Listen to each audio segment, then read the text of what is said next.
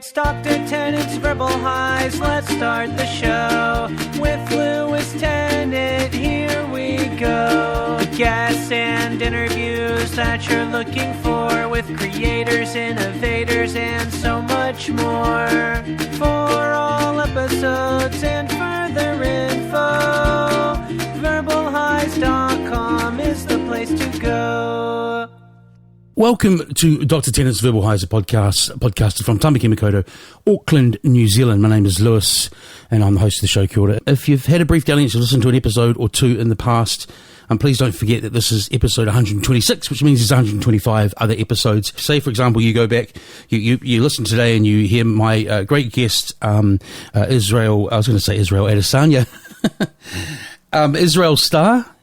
Israel is in Mr. Starr. You were a fantastic guest, which I was going to get to, but please don't be put out by the fact that after I said that by accident, I said if only. I was going to say if only. Hey, look, maybe this will be a train of Israels. Anyway, so if you went back to listen to, say, Patrick Walker, Dubhead's episode, I think I did that when I first started the show in the first year or so. It's really about Patrick outside of BFM and growing on up and stuff. And a lot of people who said that they'd known him for years didn't know a lot of the stuff that we talked about. Go and have a hoon at verbalhighs.com. Quick overview of the episode with Israel Starr. No, just kidding. Yeah, with Israel he grew on up in the 12 Tribes of Israel community in Auckland, which is a collective of Rastafari. That collective was set up here partly by his father, who was the mighty Asterix. And then from there, he was scouted to play semi-professional rugby league in Australia. Spent a number of years there. I think kind of the idea being sort of out of high school and a few years in the 20s. And then decided to come back in New Zealand in 2012, and because he'd been focused on football, he'd kind of forgotten that reggae and music was in his DNA, but decided to get to work honing those abilities and basically make music a career, and he certainly has since. It was a pleasure chatting to him. So he talked about. Well, I asked a couple of quick questions about production. I didn't get too boffiny, but I did say what DAW, what software do you use to put together the music, because he's got a new album coming out, which I'll get to in a sec. And he told me that. And then basically I've had a system called Machine, which some of you will be familiar with if you know this sort of area of stuff, which is pretty much making music on your computer, but you buy a separate unit that's kind of like a trigger pad like Moo would use in Fat Freddy's. That one's called Nakai. But anyway, this is tethered to software. And I bought it 5 years ago, and admittedly I got burgled about 2 or 3 years in, just before in my head I was about to start learning how to use it properly. But I think I had just kind of bought it and let it sit there, and then I got burgled, and that was another excuse. When we talked about that, I was like, right, I'm going to find another controller for this Machine system, and I managed to find a controller. I bought it for $200 off Facebook Marketplace, so I'd be, I wouldn't feel that great if I was buying someone else's stolen controller after mine got stolen a few years ago. But look, it's in good hands if it is. I don't think it is. And I've just started managing to sequence a tune today. Yeah, no, it's mate, some fucking sick beats, mate. Yeah, mate, fucking sick beats. Someone will hear them and probably go, they're bloody terrible. Those shite, mate. What a fucking load of shite. I won't be the next DJ Shadow, and I'll just return to the shadows. No, it's fun. I'm looking forward to figuring it on out. I'm just trying to make a basic kind of electronic tune at the moment, rather than stuff that's quite organic, which is harder to make. Okay, let's get to my chat with Israel Starr. His new album will be out when you hear this episode. It came out the day before this introduction. The album is called Keepers of the Flame. You don't need to know where to find an album of music these days on all your online platforms. There's also vinyl for sale. And now to my own marketing department. Verbalhighs. You got to do it, mate. Verbalhighs.com is the website. All the past episodes there. Also, there's a few other things that I chip away at. One being the New Zealand podcast directory. The basic gist is I thought there's nowhere that all the podcasts made in New Zealand are listed, and so I'm going to list them on my website as I find them.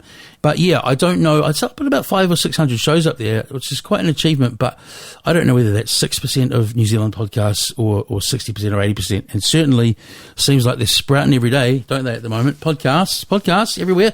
And somehow, if you want to get in contact with me about anything about the show, I always really need guests. If even just you to suggest one, please email me, verbalhighs@gmail.com. Like and subscribe and follow and all of that business. Verbal Highs Podcast on Facebook, Verbal Highs on Twitter. Verbal High straight down from up above. So I sound really clear now? You sound really clear now, yep. Okay. Perfect. Every time you talk, you hear an echo. 1, 2, 1, 2. Oh, there we go. It's gone now. Oh, far out. Oh, we worked hard for that, eh? Thank you for your We patience. worked real hard for it. We got there in the end. So, as a musician, you'd know that sound check and like a rock solid setup on stage is everything. Have you got a story where you've jumped on stage and you've done everything that you could in your power to have everything work perfectly, and you've had one of those? Bro, like 1,000,000 times maybe? Every single artist, musician has had a bad line while they've gone on, and they've done it perfectly. It can happen a lot at festivals. Yeah. A lot of times at festivals you don't get a sound check, at least like the big bands. Yeah. So they just have to send your rider through, and then you're up there, you know. They're normally pretty good, but yeah, it can happen quite a bit. But if they're good enough for the first 5 minutes, they kind of sort it out. But I've had some ones where I haven't been able to hear myself for the whole set, and there's people running around behind me going crazy, and I'm kind of yelling at people in between words. Yeah. And then you never quite, like, the other thing that happens that some people might not consider is then you never lock into relaxing and into your groove. Like, you never hit that flow state in those shows, right? I think as a professional, you should be able to. Yeah. You get to a point maybe halfway through your set, like you're halfway through, and then you're like, oh well, fuck, I just have to deal with it. Are we allowed to swear in this? Yeah, man. Bro? All good. Yeah, but I have seen shows from professionals actually, bro, that just ruined the entire set. One of them, which was my biggest letdown, was Lauren Hill at Ragamuffin. Oh no.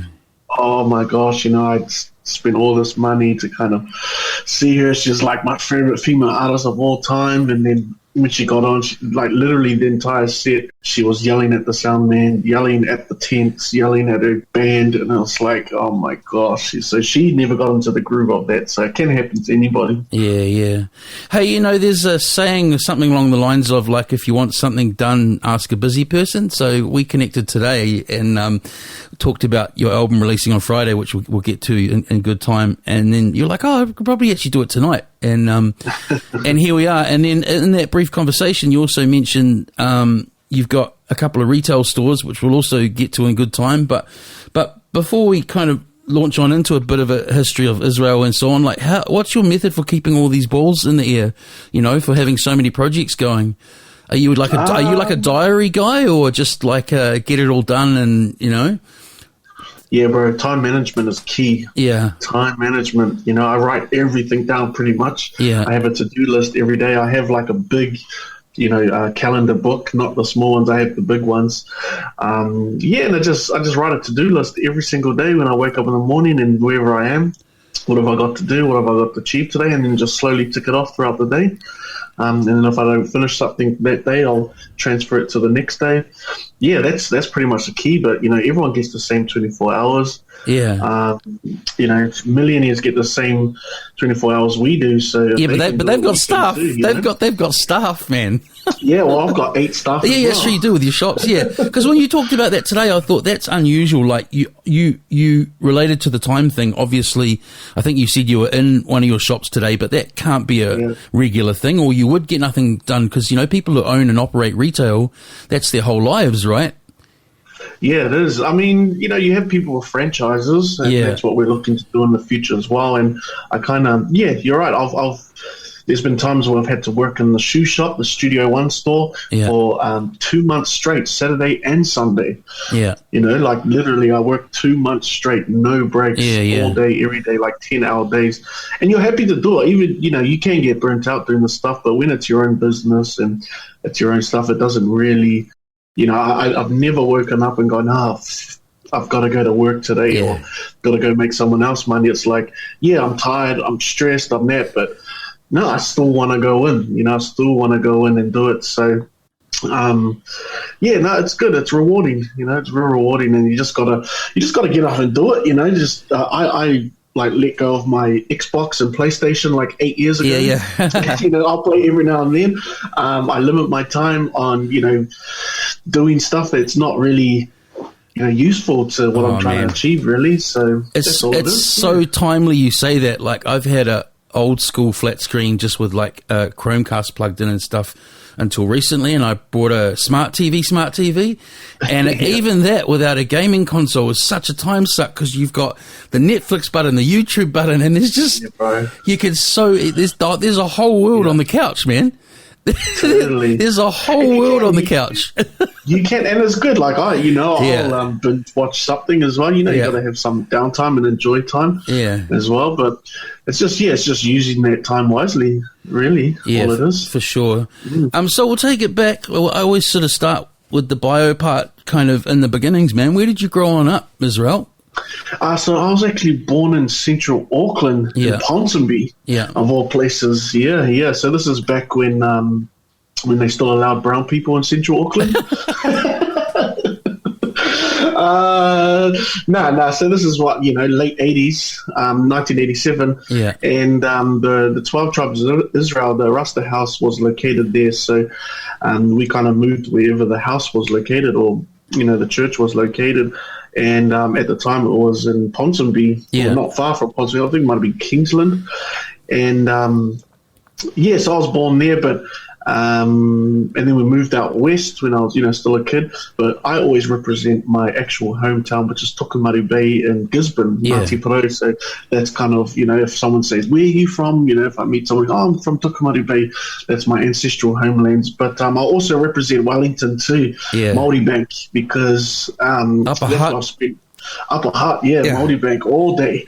Because I've been here since we were like 13 years old. I was 13 years old. Our family moved from Auckland. That's home to me. I'm a Wellies boy now.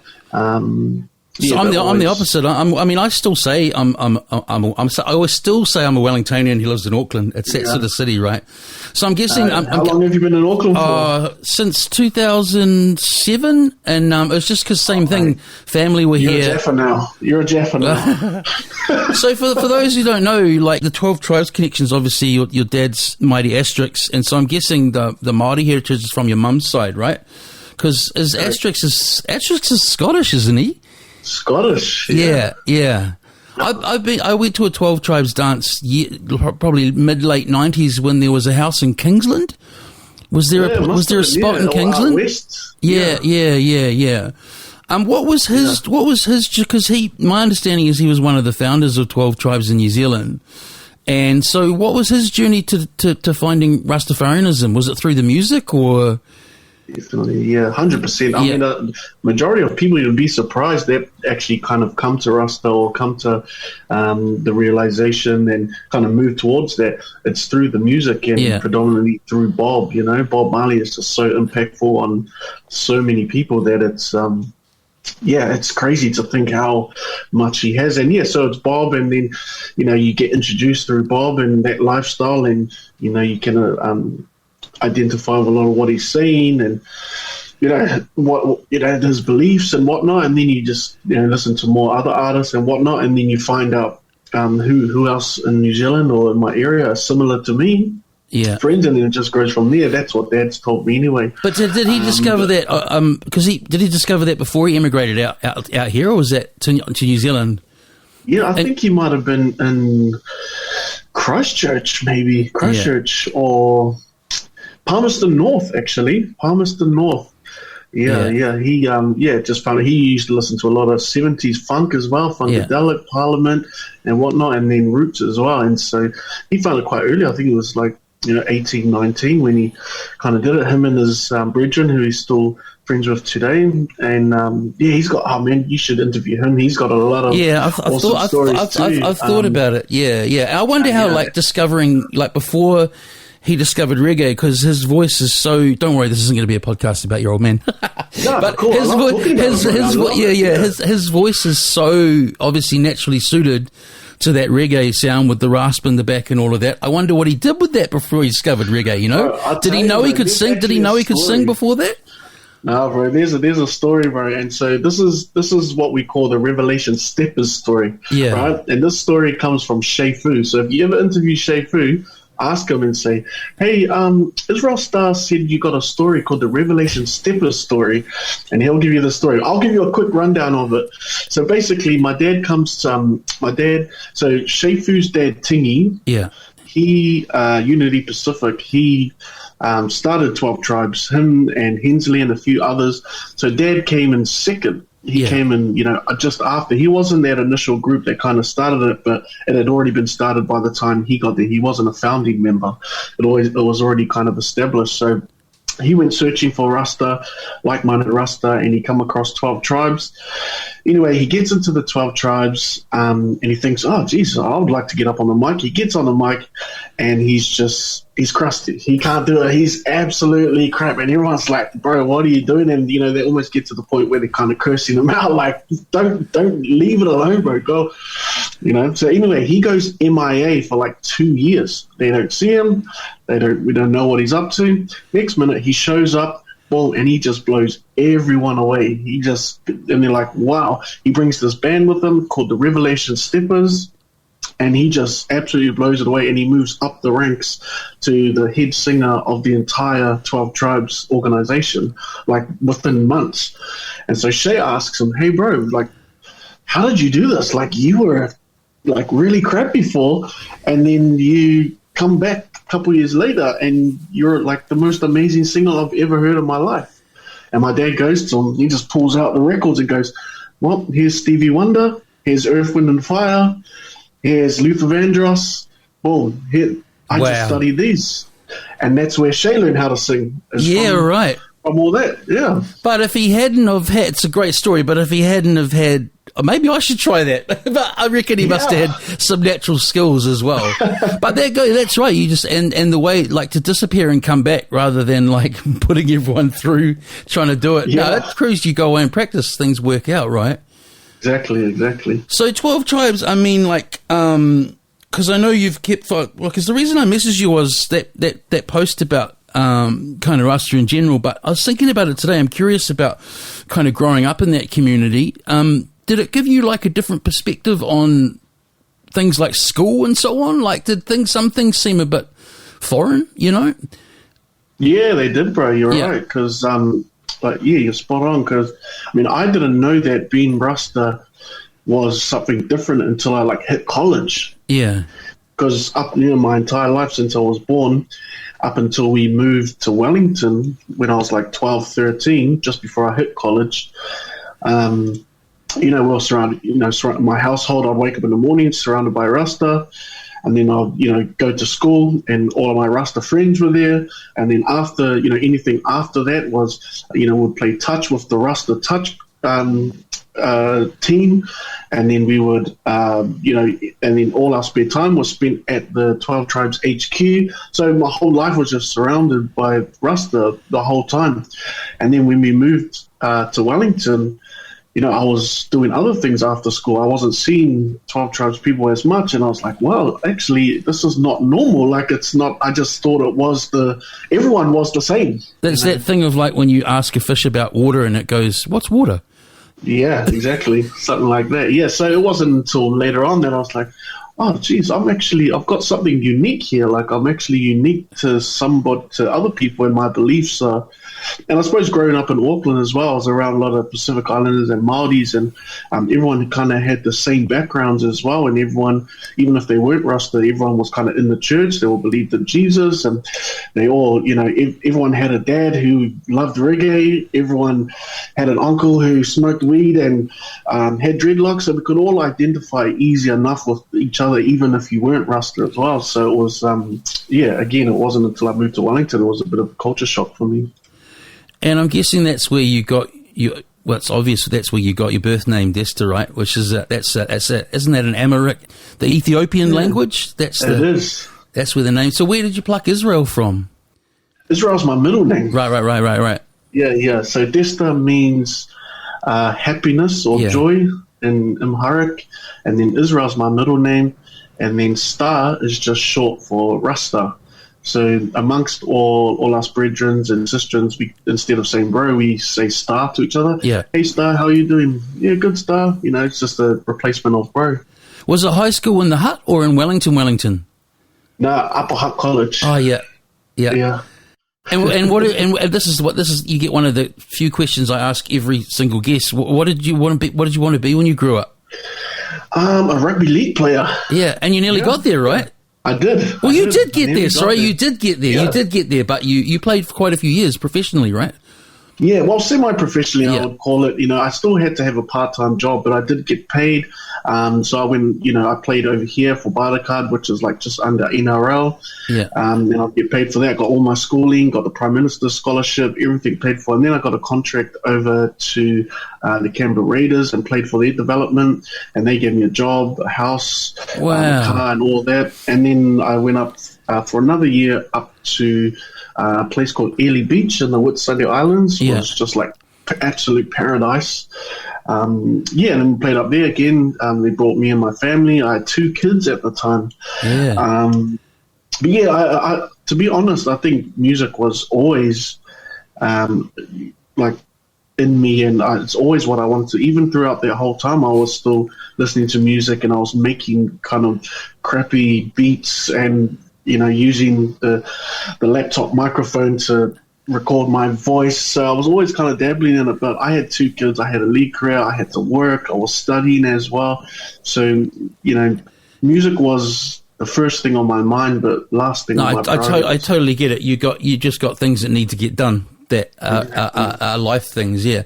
I was just thinking now, this hadn't occurred to me before, but you're probably treated like probably more of an experience of being a rock star from being a league player, right, than a musician in terms of, you know what I mean? Like, because the Aussies put players on a pedestal, right? Yeah, bro. Like, I'd say the girls, man. Like, it's great. Like, because, they see a young fella playing league. He's 18, 19, 20, 21, whatever. Got a house, he's not flatting, got a car. Yeah. Exactly, and they just, so you get a lot of attention, But, like, without sounding like a big head, I've kind of always been a little bit popular through my high school years and whatnot, because I was always, the rugby players always, get a little bit more attention in that. And I learned early just to kind of deal with it and not let it go to my head, and I've realized that it's all kind of, it doesn't matter. It's all No, look, I know, I knew that when I said that. It's just a facade. Oh, absolutely, and like one of the best quotes I've heard is like, "Fame is the industrial disease of creativity," which I really like. But still, I thought about it as a player. Totally. And were you like, do scouts come to, like talent scouts come to New Zealand looking for players? Is that how it happened? Yeah. So they have training camps here. So an NRL team will come over and put on like a training clinic for a weekend, and you can get invited to that. And then, the scouts just come over and pick you up. And why not in good old New Zealand, not First 11 rugby? What was the attraction to league, bro?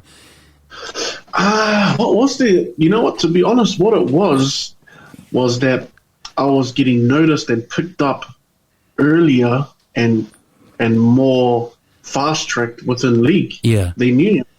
So in league, if you're not in the system by the time you're 18, that's it. You're probably never going to make it.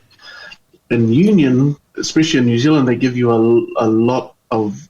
they give you a longer time to be able to develop. So you see a lot of players hitting the All Blacks in their late 20s or mid-20s. Yeah, right. Whereas in NRL, you debut at 18, 19. I never knew that. That makes sense, though. Yeah. And your timing was probably pretty good too in terms of the profile of league in New Zealand, right? Like, arguably, if it had been 10, 15 years earlier, like league wasn't big game in in terms of Australia looking for players. I think that was kind of from the 90s onwards, wasn't it? My limited knowledge of sport.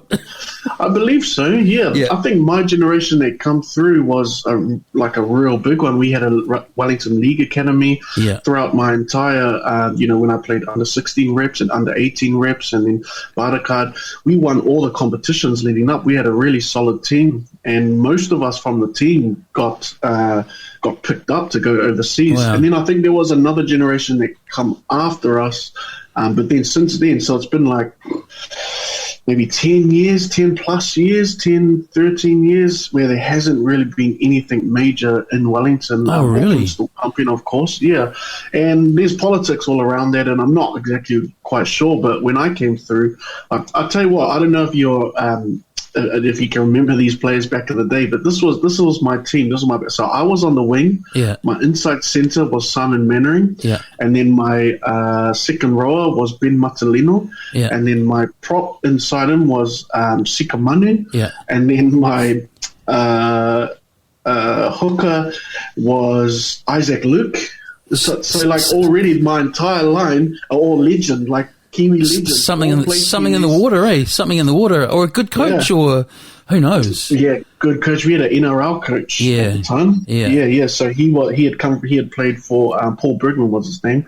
He had played for the Eels, and then he had come and coached us. So how many years getting an envelope to play in Australia? 3 years. Yeah. And what brought the into it? Was it injury, or just decided to change up? Or it's a bit of a long story, but hey, we got time. You asked that. Yeah. Well, I've only recently been able to actually open up about the reasons why. It's taken me a long time to kind of really delve into it, or really share it with people outside of my own family. But and without getting too deep, basically, I was over there with my family. And I had 2 kids at the time and a partner. We'd been together for 8.5 years, high school sweethearts. Yeah, right. And then, so we came back for Christmas. We left everything there, our house, all our, fridge, freezer, TV, the car was still there, half our clothes. We left in Australia because we were supposed to go back. And then we split up. Yeah. Me and my partner split up around that time. So I thought, hey, look, I'm not going to go back. I'm kind of going to give it 1 year because I don't want to miss out on my kids growing up. I don't want to miss, because the couple of years prior to that, I went over to Aussie by myself. So I missed out on a lot of, kind of milestones for my kids, first steps, birthdays, all that type of stuff. So I said, okay, I'm going to stay. I let my club know, and they said, okay, as long as you, keep fit in that, we'll bring you back at the end of the year, because the years are only 6 months over there. Yeah, right. And then they have a pre-season, like a rep season and whatnot. So it was like 6 months, 7 months. Sweet as you don't have to play the normal season, you come back after that. So anyway, in that time, my daughter was 3.5 years old. She passed away. And then after that, I was kind of like, oh, mate, that was the last thing on my mind after that. It just threw a huge spanner in the works, and it just went crazy. And then after that... That's tragic, bro. I'm sorry to hear that. Yeah. No, thanks for that. So that's really what happened. And then I reassessed my entire life, bro. I really did. I reassessed my entire life and thought, what do I really want to do? Like, what is my dream? Like, I'm not going to waste any more time doing stuff I don't want to do. I don't want to travel. I want to be close to my son and my family, and I want to do music. Yeah. And that was 10 years ago. Yeah. 12 years ago. And you got that, sounds like you got that luxury of, being really good at a number of things. Because I was thinking, like, I don't think you're saying for a second that you hated playing league, but isn't that interesting? Like, some players who get to that level have just such a passion for that one thing, but you knew, which you've alluded to already before, that like music was the thing, but it was that you were really good at sport as well, right? But you knew it wasn't the thing that you locked into on that level. Yeah. Oh man, I loved my time because I wouldn't be who I am today without the league training that we did, because it taught me discipline. Like, getting up at 5 a.m. and doing shit you don't want to do. Like, that's why I always encourage people to do sports, because it's, it's about being healthy and making sure your body's good. But, exercise is not a physical exercise. It's a mental exercise. Yeah. And being able to be mentally fit. I didn't come on up around sport for a number of reasons, and it's not until later in life I realised another aspect of what you're talking about in terms of it not just being about exercise and physicality and all of that. Learning to function well in a team is something that I could have done with, and I think especially in something like entertainment or music where there's a lot of egos and stuff, especially when you're younger, if you've learnt to work collectively, I think that's kind of healthier, So I see that as a valuable thing with kind of that sports coming up in that sport culture as well. It's interesting. Oh, totally. Yeah. And we'll get to chatting about that when you kind of chose to really focus on music in a wee while, but because something you mentioned on the phone earlier today was the shop that you opened. You've opened a few shops, but you seem to grind in general around a bunch of retail stores. Like, how did that come into part of the equation? Was that looking for another income as well as sort of focusing on music, or you just wanted a shop, No, well, it's kind of out of necessity, really, and it's gone from there. So, so before COVID, I was doing music full time, pretty much. I had toured the States twice, a bunch around Aussie, then around New Zealand. So, I was earning enough just to get by and kind of living my dream. I wasn't making much money, but I was able to, put food on the table and pay the rent at least. It was a struggle, but you wanted some play money. I wanted some play money. Yeah. So what actually happened was I was a full-time musician, producer, and COVID hit. Prior to that, I had a barber shop that I was running remotely while I was on tour, and I had a barber in there who I would communicate with, and they would, let me know, and I'll just do all the admin while I was on the road. Wherever I was, I could just do, You were a barber pimp. I've never heard that before. Well, if you weren't cutting hair and you owned a barber shop, I was just doing all the admin and stuff. You were a barber pimp. But I own a barber shop. That's what I mean. Well, hello. What does a pimp own?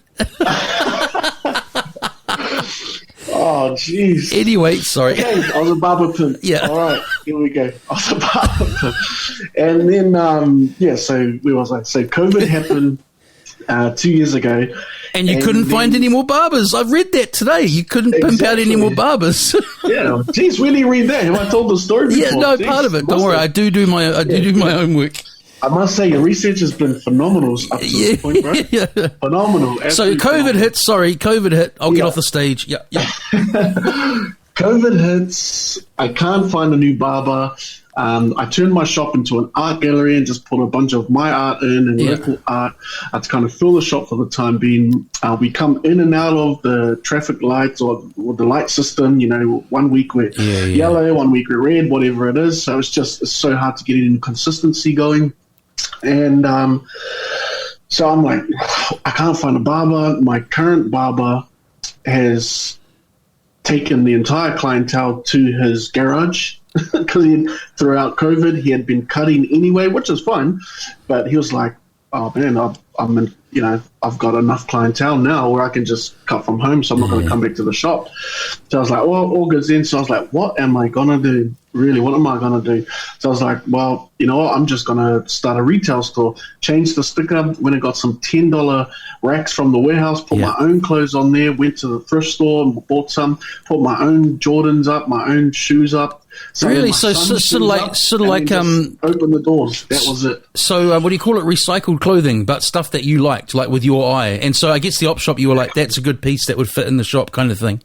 Exactly. Yeah. I used to have to go op shopping pretty much. Yeah, well, not daily, every second day. There'll be some weeks where I'll go every single day. And so that's how it all started from there. And I just pushed the online promo as hard as I could. And, and it just grew from there, bigger and bigger and bigger. Fortunately, sneakers blew up. Yeah. And just went big time. I mean, they've always been huge, but in the last 2 years, there's been a huge resurgence with the young demographic for Jordan sneakers and the resale market as well. So that I was just fortunate that I was able to strike while the iron's hot, and and it just grew from there. So I had the Upper Hutt shop, which was a small shop, and then I moved to Cuba Street, which is a big store, and it's just growing from there. Nervous move doing that, especially like post COVID. Like I'd imagine the rent in Cuba Street's considerably larger than where you were.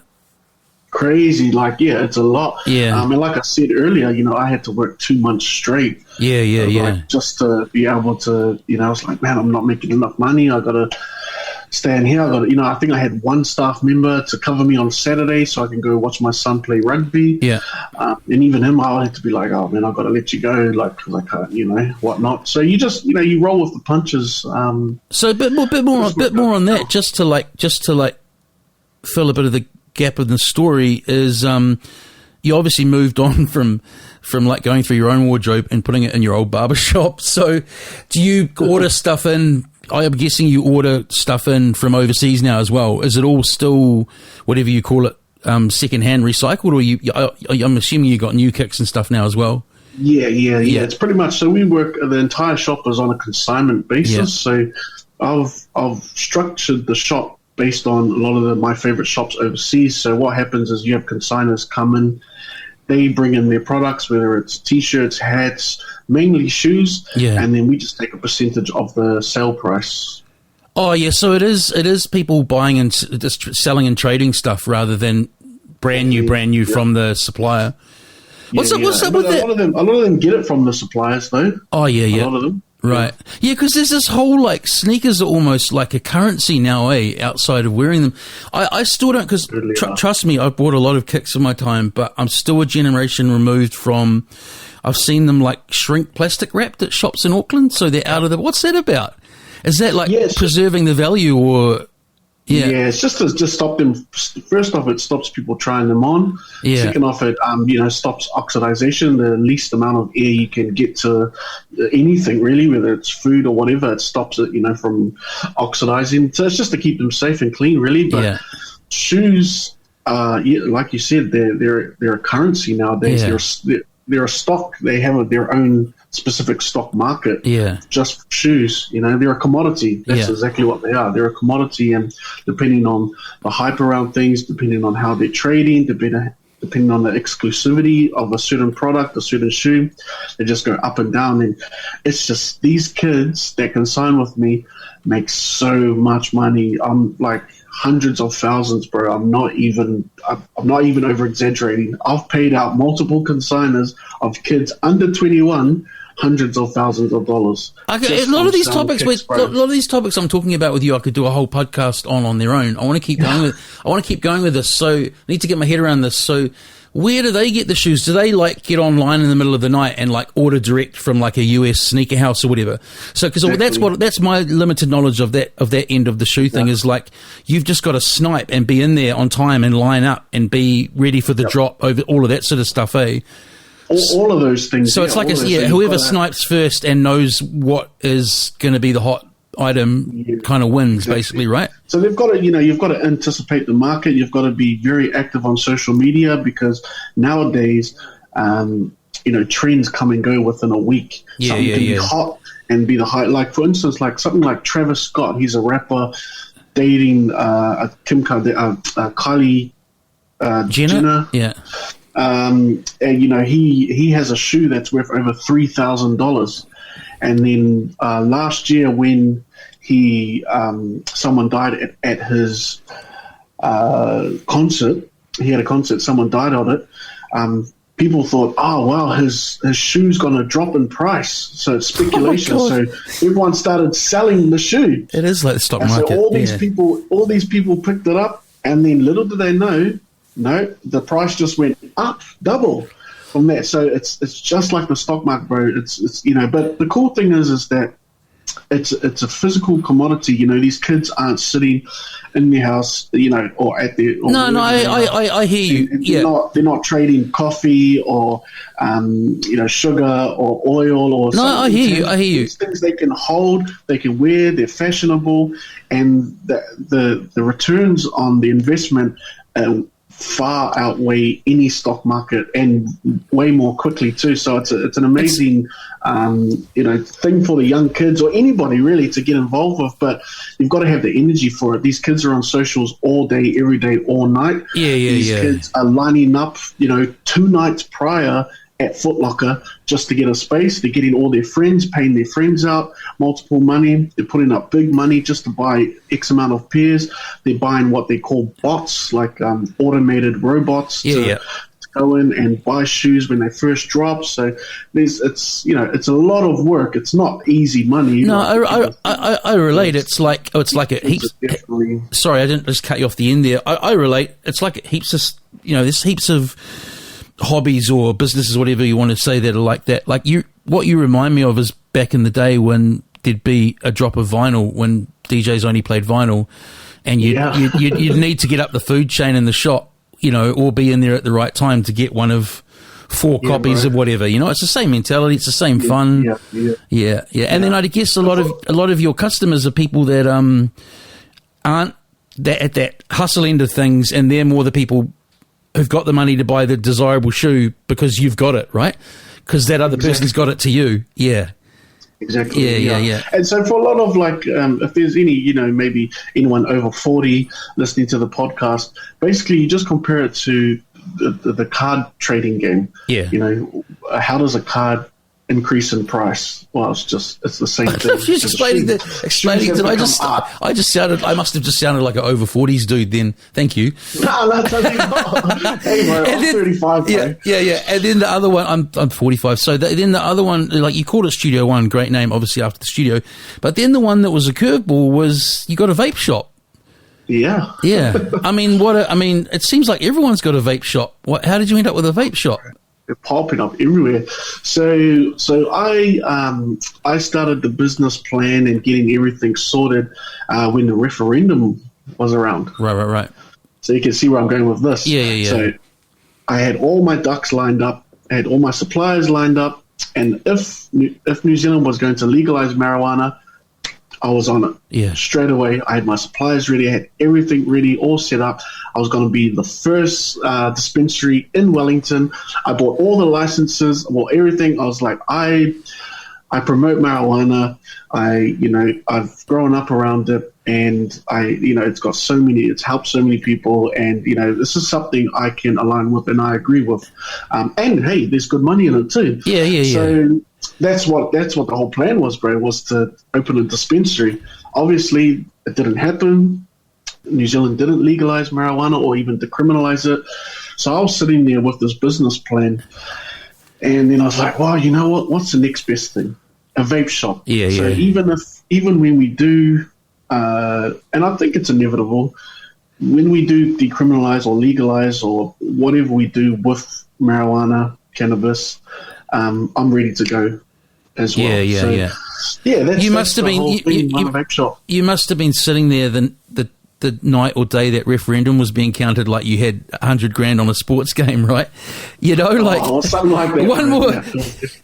One more hoop. Because it was 49-51 or something, wasn't it? It was really close. So close. Yeah. So close. But like you say, at least, like you strike me as a glass half full person in general. It's like at least that sort of result tells you that, like you say, if and when it comes up again, surely it'll go over the line. Like, I think so. Like I teach uni students now, and even like I think my more conservative students would vote.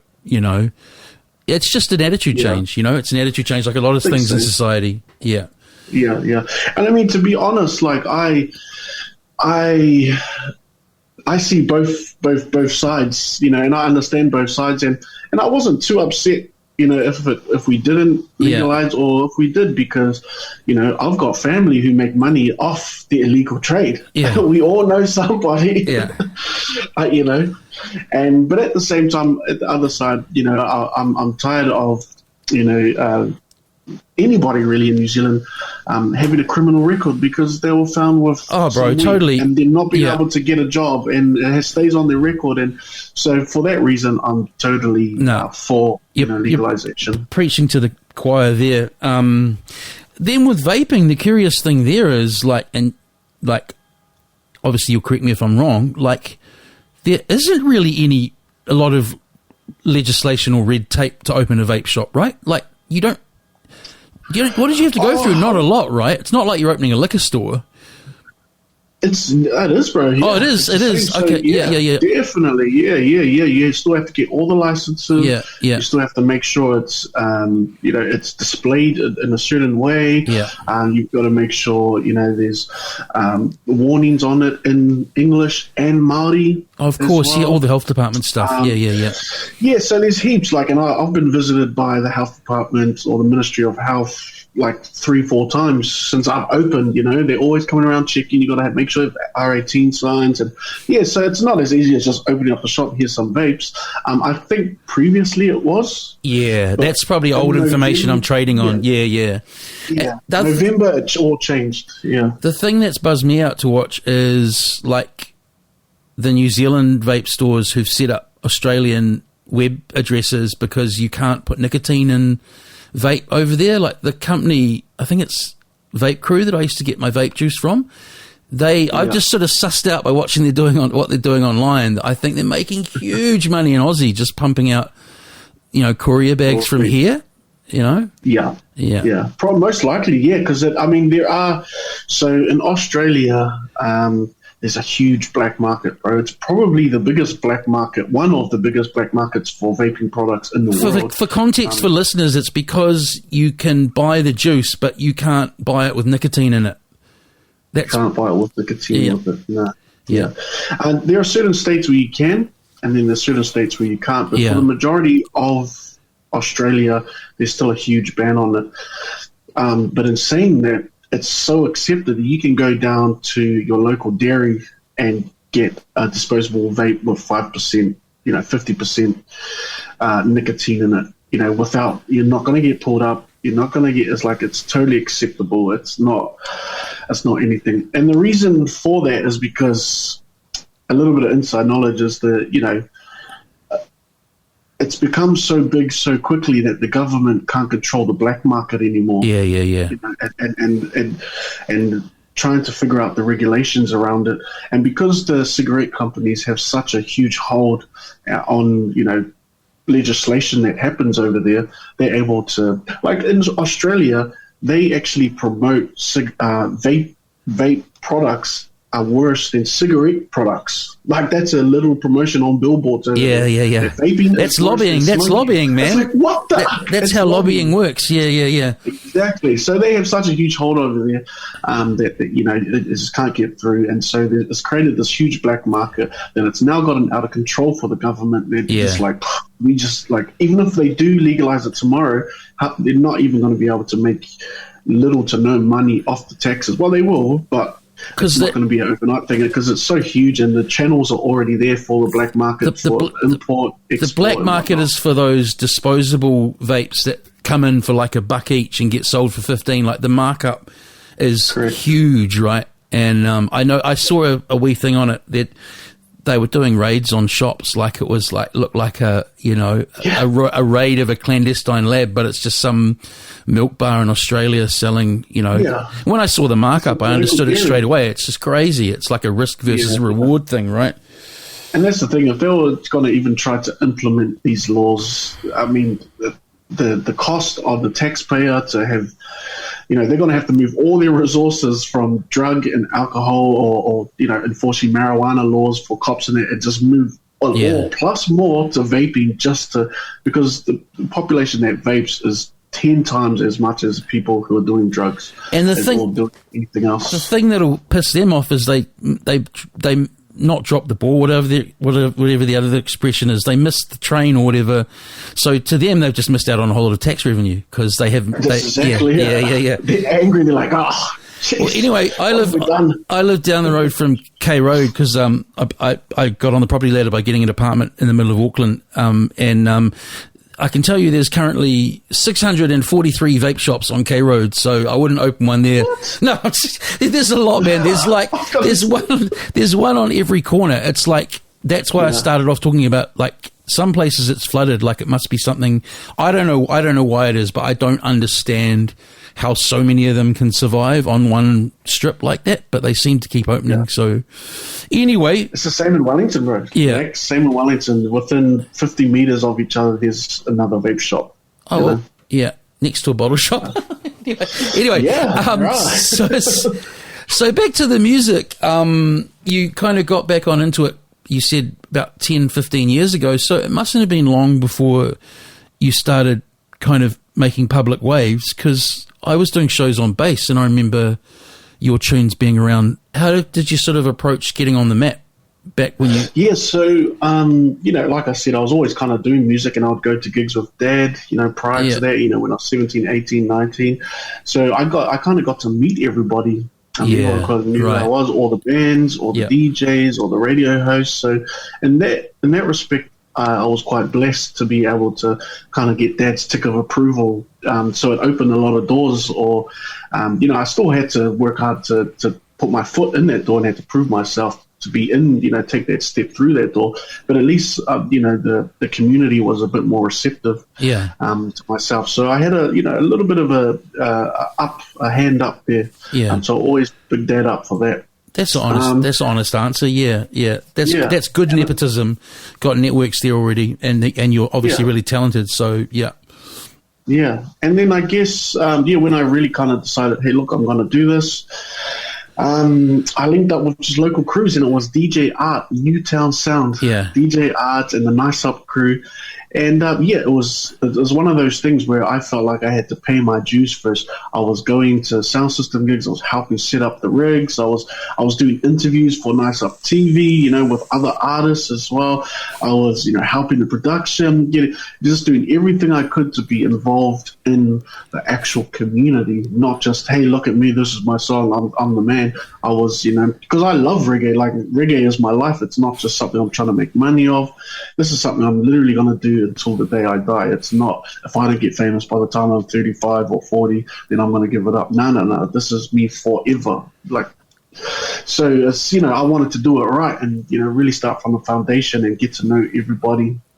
And some of it was conscious, and then some of it was, you know, it just happened to be like that. Yeah. Again, because of Dad. So, I started linking it with DJ Art. He was kind of the first one that took me into the studio, and, you know, he would let me get on the mic when he DJ'd, and that's how I learned. I learned on sound systems. Even growing up, Dad would pass me the mic, and then when DJ Art and then the Pi sound system, and they'll just put me on shows. You know, you can host and do a few songs.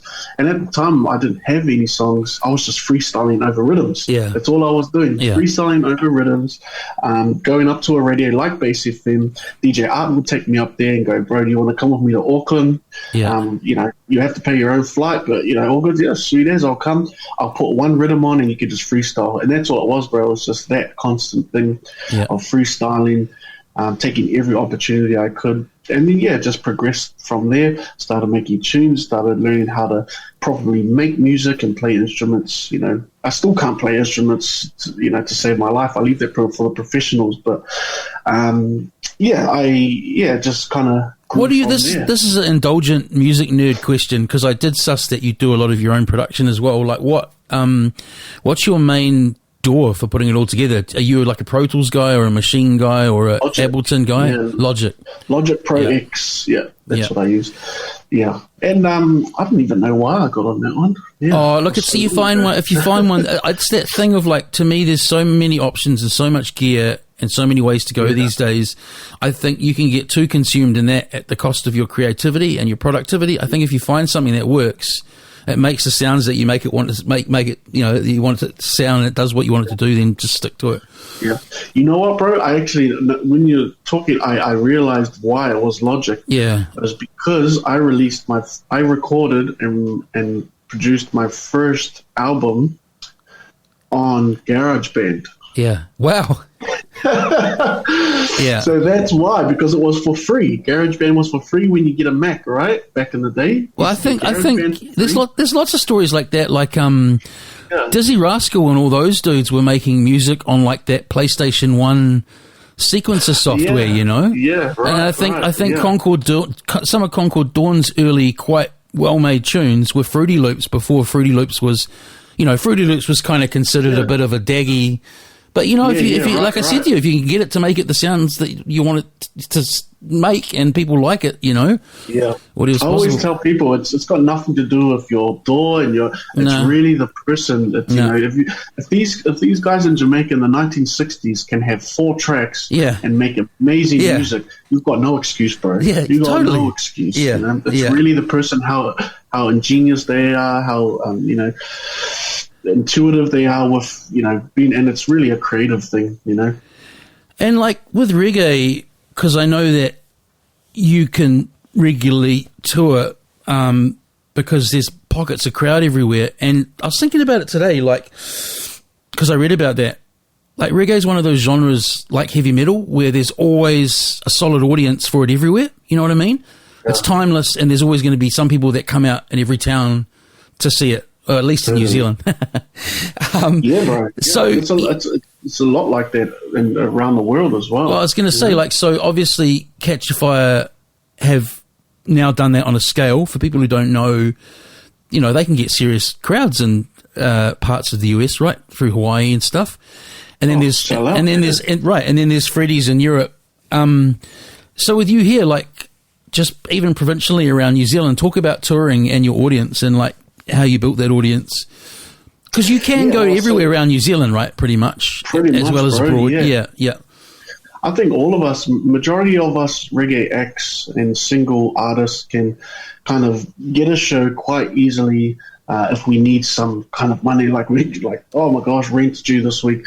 All right, just ring up one of our bros who's a promoter, like bring up the bar and be like, hey bro, can I come down? Give me $500,000 and just fly me there. I'll stay, at a motel. Sweet as. They put the poster up 2 weeks prior and people just come, because I think, what we call it is the Catch a Fire model. Everyone knows the Catch a Fire model. Well, in the industry anyway. Yeah. When they first started, they went to obviously you can't go to everyone, but they went to pretty much every little town, every little bar, every little city, every nook and cranny within New Zealand, and just toured and toured and toured and stayed on the road for a good couple years. This is before Giddy Up came out. This is before their first album, and they just absolutely pumped and showed the rest of us this is the standard of work ethic that you need to have to be able to make it. And so they set that platform, and then other people have come along and just, okay, we'll do the same thing. We might have one night on a Friday, and might have 100 people there. Yeah. Doesn't matter. Forget it. Next one. And then the next week, and just keep banging it out. And then you come back the next year, and your audience grows and grows and grows. So you've got to be, willing to sleep on couches. Yeah. And, and the most fun part be, the after party. Yeah. Because you get free rider. Yeah. So there is a grind. It's not like, but I think, and the cool thing is too, is at every single gig we go to, the age groups vary from people in their 60s all the way down to 18 years old. Yeah, so I was meaning those certain genres of music that are like that, right? Yeah, absolutely. Yeah. And I think it's like, hip-hop and R&B, even though, it's been around since, 80s, 90s, even to this day, it's quite a young man's sport. It's a young man's game, the hip-hop and R&B scene. And, that's still even evident, like, today. If you look at people like our pioneers who started hip-hop and R&B in New Zealand, if you look at that today, who is still making a living off what they were doing back then? Out of all the probably at a stretch, maybe because he's such a businessman as well, maybe Caps if he wanted to or could. Yeah, but probably not. Yeah. I think he's moved into a different space. He has. He's more like, he has been able to capitalize on it. But I think, the kind of only ones you could say that are really still making money from specifically music and all things surrounded in that is like Shay. Yeah. Probably Savage. I was going to say Savage, and Aradna. Yeah, but everyone else is not able to do it because it's constantly it's a young man's game. It's constantly moving all the time, but even like someone like Shay had to diversify his portfolio.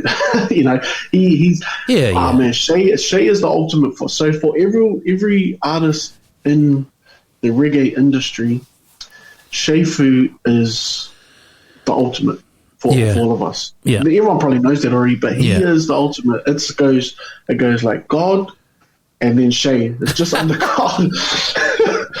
Like he's the blueprint for a lot of people. Yeah. And so, he's the only one that can, one weekend go do a reggae festival, and then the next weekend go do a winery tour with Beck Runga, and then the next weekend go and do that crossover thing. Sellout show with Super Groove, and then the weekend after that go and do a DJ set, and and these are not, he's not font 8 on the bill, he's font 12 getting good sets, so he's able to diversify across the board at a high level, and that's amazing. There's no one else that's been able to do that. And then you've got people like Aradna. She was an R&B artist, but even then she had to kind of transition into a soul artist as well. So she realized she had to diversify. And then Savage was the same. He was a strictly hip-hop artist. And then you see what he's done just last week with Timmy Trumpet in front of 100,000 people over in Europe. So you've got to be able to do that. And so I guess coming full circle back to the point I was making with reggae, it's not so much that, because it's conscious, it doesn't rely on commercial success to be successful. And the old people from the 70s pass that on to their kids, and then it just keeps going and going and going, and then so there's a real diverse range, and it stops it from there's people like LAB, for example. They're all in their 40s, or late 30s, 40s, and they're the biggest band in New Zealand. That's almost unheard of. To do that anywhere in the world, actually. In such a small span, from that was crazy. They just was suddenly a stadium band. Yeah. So I mean, it's just it's. I really enjoy analyzing how the music industry works and how things kind of navigate. Another one on that tip, you're sending me off on a tangent, but you're all right to speak for a few minutes longer, eh? Yeah, of course. Yeah. Because just something you're saying about Shay that you weren't literally getting to, but reminded me of another handy skill, is that ability not many artists have to negotiate between the sort of mainstream music world and the underground scene. And the other one I thought is Tiki, how Tiki can do You're Always on My Mind, and everyone's like, yeah, and then he can go and do a really smoky underground kind of gig, MCing over drum and bass. It's interesting. It's interesting. I guess it's I think it's and Tiki's on the new album as well, so I try and stay close to these people who are who are inspirations for me, or who've been around for a long time, because that's what I want to do as well. I don't want to just be a flash in the pan. I want to be around for a long time. And what they've taught me is, without sounding too cliche, but, stick to your roots, stay to your roots and really enjoy the music. Don't get too far up the ladder that you're doing stuff for radio or you're doing stuff for this, and you're not doing it for the love of it. But if you're constantly keeping the essence of why you got into music, that will actually continue to fuel it and keep you around for a lot longer. And I feel like shaking people who only know Tiki for his kind of popular end of stuff and saying you've got to see him run a mixing desk, because you can play a mixing desk like a musical instrument. There's not many people who mix live dub and so on like he does, right? I know, bro. And he does it a lot of times analog as well. Yeah. That's why I always stand behind him at, if I go to a Shapeshifter gig, I'll kind of watch Tiki for about half the time, because he's playing an instrument. It just happens to be two huge boards of knobs and delays and whatever. So to the album, I thought you'd mainly released kind of singles and EPs and features and stuff, but you've released another album, Inspiration, or have you got a number of full-length albums now? Well, they're what I would call projects. That's what I figured. 10 tracks, 8 tracks, kind of compilation ones, and they all, they're actually within the scope of kind of any awards categories or any specific release data. They're categorized as albums because they reach a certain length of time. Added up. So technically the albums, but I think for me they were more projects. I kind of felt that today, that you feel like this is your first album. Is that fair? Yeah. Okay, It is good. fair. I Yes, didn't want that to be an definitely, awkward moment where you went, "No, I've got 6 albums, bro." Yeah, Totally. And you got some good features. You got one of the best Roots Revive shows I ever seen was in Melbourne, seeing Luciano. So, I mean, that's what a great artist to get on. Is that through Gabriel in Christchurch? How did you hook up with right? Yeah, so Gabs put me on to a German brethren, actually, Lenny, who had been living over there, and he was a promoter, and he had been, touring artists and doing that, and he had a connection. And so, Gabs gave me the connection, and we made it happen. But to have Luciano on a track, if I never made a song again, I could die happy. And so just a quick... Luciano for me is this... The quick part of the process there, people Google Luciano, reggae singer, you'll quickly know who we mean if you don't, although a number of listeners will already. But the process there is how? I mean, I know some guys are strictly like pay for play, and it's like you don't get a lot of creative input in it. If you don't mind talking about it, like, did you guys back and forth, or you just fired him something and you were immediately happy with what came back? How did the process work for getting him to guest? So these Jamaican artists, bro, they want the money up front. Yeah, I know. You gotta remember, they're in Jamaica. It's kind of, there's a third world vibe over there. Yeah. And they need the money first. They want to see the money, and then they'll do the thing. So I just, I said, Lenny, how much? Boom, that's the amount. Yeah, here it is. I'm going to trust you because, you've obviously worked with Gabe before. You're sweet. And, obviously he came through. But I kind of set the track up with him in mind. So great. Yeah. I even mentioned his name in it. Yeah. In the third verse, like a call and response, like I'm asking Luciano a question and then back. But these guys are able to do a lot of their stuff one take, and it's perfect. That's one thing I learned from Dad. Is Dad, I had grown up seeing Dad go into the studio and cut like 5 dub plates without going and doing, can I redo this verse again, or can I redo that word again? Yeah. No, it was just boom, straight out. And that comes from a culture of reggae. There's not a lot of time, there's not a lot of money to be wasted. Also, I think it comes from... You've got to get in there and do it. I think it comes also from a culture of back in the day when tape was really expensive, so you can't fuck around doing. Because for ages I was big into Capleton and Sizzler, and there was a point where Sizzler was putting out so many albums. Like every second day he's releasing new but it songs, wasn't just singles; it was whole albums. It got to the point where you had to be honest, you had to pick and choose. Like he's got some pretty wacky tunes out there, but the ones that are a hit are some of my favourite tunes. But the level of output there, I do know about that. Like just on Sizzler, what we like to say is he's consistently inconsistent. Yeah, honestly, I'll send you. I just chanced on it the other night. I hadn't listened to him for ages, but he's obviously got really like sort of more broad appeal in Jamaica now, because I found this footage of him with a whole orchestra. It's amazing. It was recorded about a year or two ago. He's one of their legends, bro. Yeah. He's an absolute legend.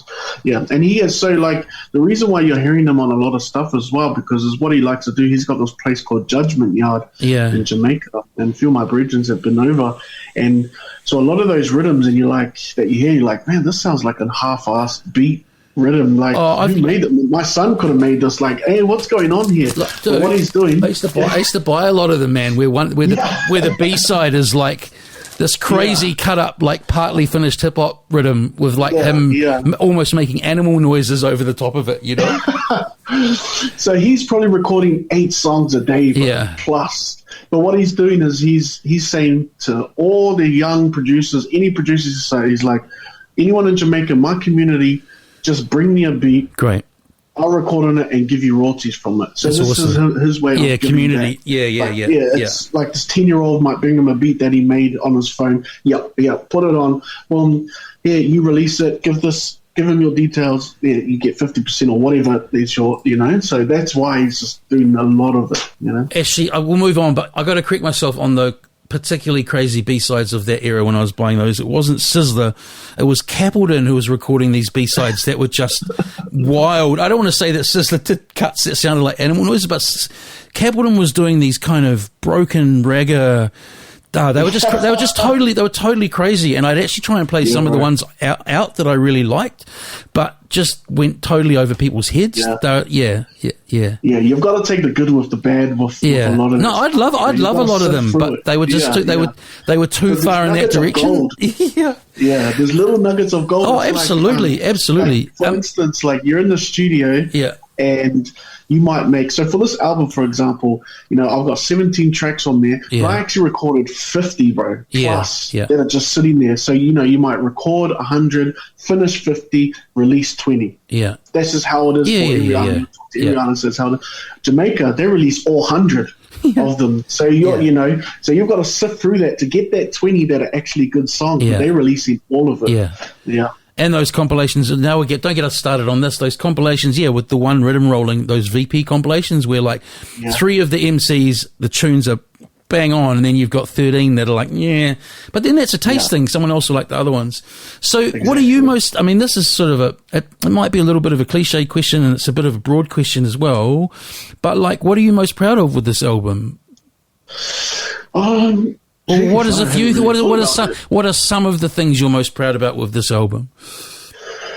What am I most proud of? It's like saying, what's your favorite movie? That's right. Who's your favorite child? Yeah. You'd be proud of getting it out on Friday. Yeah, proud of actually for getting it finished. Because it has been a labor of love, and it's taken a long time. I started the album just before COVID, and then COVID. You know, this album was supposed to release last year, but I'm glad it's taken this long actually, because then I wouldn't be able to get certain features on it, like Mutabaruka, which was the last track on the album, which I only got like 2 months ago. But I'm probably proud of the production. I believe this is my best production. It's for me, it's a bit more mature. Great. It's a bit more in depth of taking a little bit more time and figuring out how things work. So I guess the rhythms is, and then I try and, shine that as well, because the second track on the album is just an instrumental. Yeah. And it's kind of me saying, hey, look at my production skills. This is how good I am. So I thought to myself, I was like, okay, what are my most favorite genres? And I'm going to put them all together, all my favorite things. I was like, you know what? I love fat snares and fat kicks. Nice. I was like, what's the most juiciest, fattest snare I can think of? And then I was like, okay, what's like the most heaviest, fattest bass line I could think of? Add that onto the track. Then I was like, I love G-Funk, I love Parliament, I love G-Funk. Okay, what type of okay, I'm going to put all those, type of things on, put the sine waves on, put some G-Funk stuff on there. What are the most fattest, most majestic gods coming down from earth horns I can think of that I've, okay, I'm going to sample this and put this. Sounds like you went West Coast 90s, like... Yeah, exactly it, bro. So that track, I was like, I just want to put all the my favorite things from all different genres onto one track. And, great, around the roots, kind of. Hey, man, I've really enjoyed this, and you've been a real generous guest. I want to finish on up because I said we'd go about an hour with a serious question with the shoes as well. The shoes. How many pairs of kicks do you own for you to wear at your disposal? Not in the shop, not on sale. How many shoes do you have? Pairs. Bro, you'll be surprised. I actually don't have that much. I'm not sure of the exact amount, but I don't really have that much. Probably over 20 pairs. I think that's a good that's kind of all right. Yeah. All right. But I constantly get rid of them. Like, I sell a lot of, because I have to shop, obviously. And, like, if you think about it, like, for a girl, if she has 20 pairs, that's nothing for a wahine. Yeah. So they got 10. My missus there's sneakerhead men saying that all over the world to their partners, bro. Yeah. Hey, so I'll put it at the top of the episode in the intro, but just to end on off, where can people get your album when it drops on Friday? So the album is available everywhere, or digital outlets, and we will be doing pre-orders of vinyl, and CDs will be in store as well. Where's the pre-order of vinyl from, though? Have you got at your website or? Yeah, it'll be on my website. We're probably going to announce that later on this week or next week. Okay. Hey, take care, and thanks for humouring that technical issue at the beginning. It's getting quite late now, so I'll get this on out and I'll be back in touch, okay? Awesome, brother. Shot, Bless bro. up. See ya.